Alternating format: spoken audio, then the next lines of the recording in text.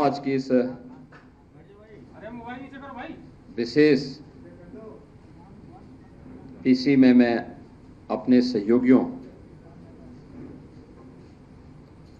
अपने प्रदेश के लोकप्रिय और कर्मठ अध्यक्ष श्री स्वतंत्र देव सिंह जी और मेरे दोनों वरिष्ठ सहयोगी श्री केशव जी अभी कुछ ही देर में इस पीसी को ज्वाइन करेंगे और दिनेश जी यहाँ पर मौजूद हैं।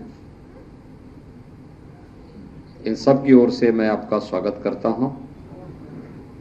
पीसी के इस उसमें काफी दिनों के बाद हम लोग संवाद कर पा रहे हैं, क्योंकि पिछले 2 महीनों के एक मैराथन दौड़ के बाद देश के सबसे बड़े राज्य के चुनाव प्रक्रिया को, चुनाव प्रचार के कार्यक्रम को शांतिपूर्ण तरीके से समारोह करने के उपरांत हम लोग आए हैं और इसीलिए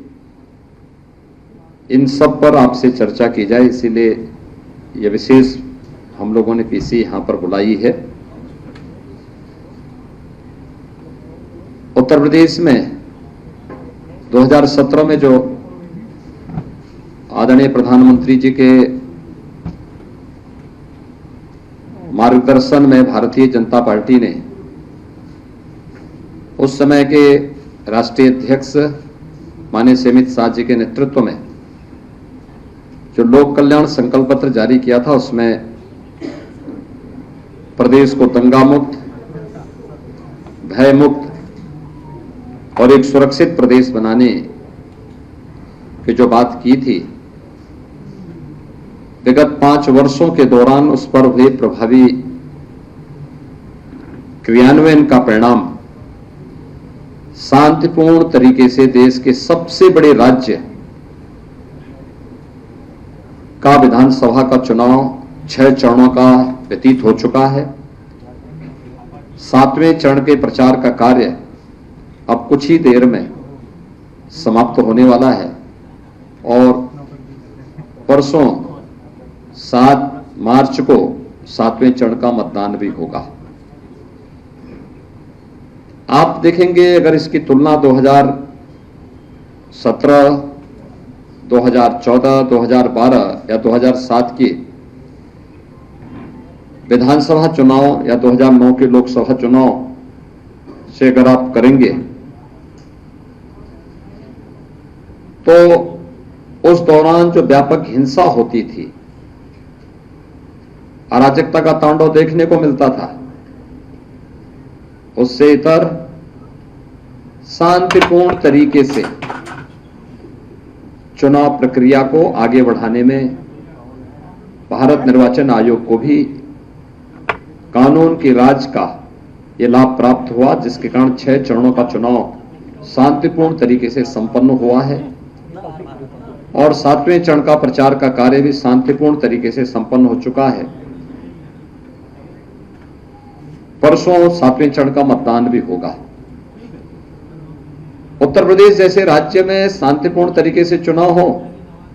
यह अपने आप में कौतूहल और आश्चर्य का विषय हो सकता है बहुत सारे लोगों के लिए, लेकिन भारतीय जनता पार्टी की डबल इंजन सरकार ने इसे वास्तविक हकीकत में बदलने का काम भी किया है। 5 वर्ष की डबल इंजन सरकार की उपलब्धियों में से यह भी एक आता है। मित्रों, पूरे प्रचार के दौरान प्रदेश के अंदर सभी 75 जनपदों में हमें जाने का अवसर प्राप्त हुआ और पिछले 2 महीनों के दौरान मैं इस बात को कह सकता हूं कि Bharatiya Janata party double engine सरकार ने जो कहा सो करके दिखाया था और जनमानस में जो अपार विश्वास है, सबका साथ, सबका विकास,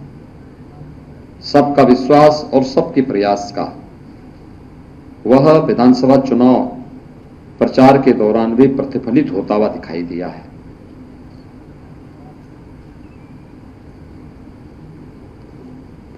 यह सच है कि 2014 से पहले प्रदेश की राजनीति को भी और देश की राजनीति को भी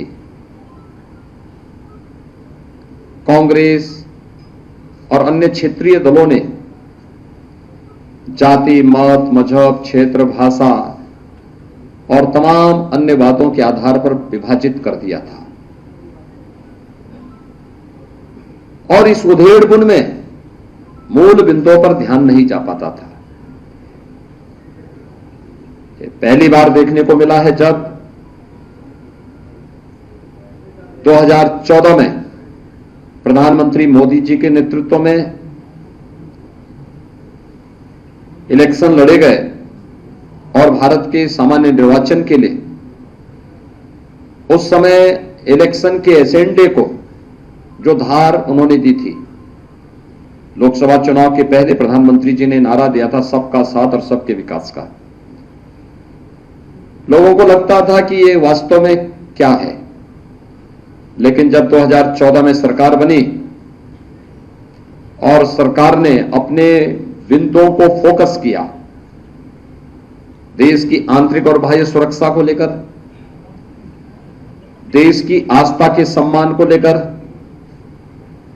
देश की इंफ्रास्ट्रक्चर डेवलपमेंट को लेकर के और गरीब कल्याणकारी योजनाओं का लाभ बिना भेदभाव के प्रत्येक नागरिक तक पहुंचाने का,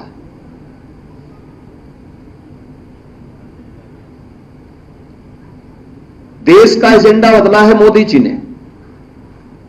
जो जाति, मत, मजहब, क्षेत्र, भाषा और परिवार तक सीमित था, वह प्रधानमंत्री मोदी जी ने गांव, गरीब, किसान, नौजवान, महिलाएं और समाज के उन सभी उपेक्षित, दबे कुचले तबकों तक पहुंचाने का काम किया जो आजादी के बाद शासन की योजनाओं से वंचित थे, जो विकास की प्रक्रिया में पिछड़ गए थे और जिन्हें सरकार के सहयोग और सहारे की आवश्यकता थी, उन सबको ये संबल देने का काम प्रधानमंत्री मोदी जी के नेतृत्व में हुआ। आज उसका परिणाम भी देखने को मिला। ये सच है, 2014 से 2017 के बीच, मार्च 17 के बीच प्रधानमंत्री मोदी जी के द्वारा प्रारंभ किए गए गरीब कल्याणकारी योजनाओं का और इंफ्रास्ट्रक्चर डेवलपमेंट के कार्यों को प्रदेश की तत्कालीन समाजवादी पार्टी की सरकार लागू करने में विफल रही, पूरी तरह विफल रही। लेकिन जब मार्च 2017 में भारतीय जनता पार्टी की सरकार प्रदेश में पदारूढ़ होती है, तो उस समय हम लोगों ने आकर के केंद्र सरकार की उन सभी योजनाओं को प्रदेश में लागू किया जो प्रदेश के 25 करोड़ लोगों के जीवन में व्यापक परिवर्तन का कारक बन सकती है।